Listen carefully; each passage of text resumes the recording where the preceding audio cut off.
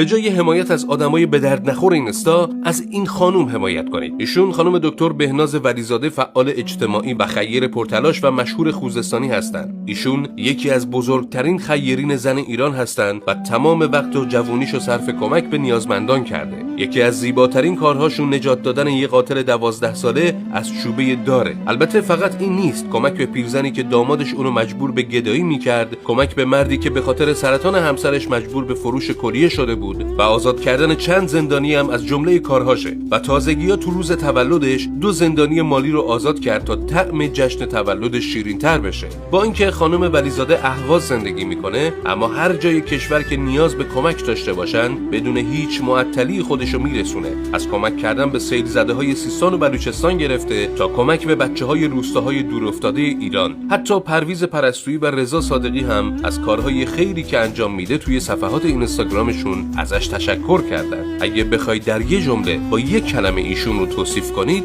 چی می‌نویسید؟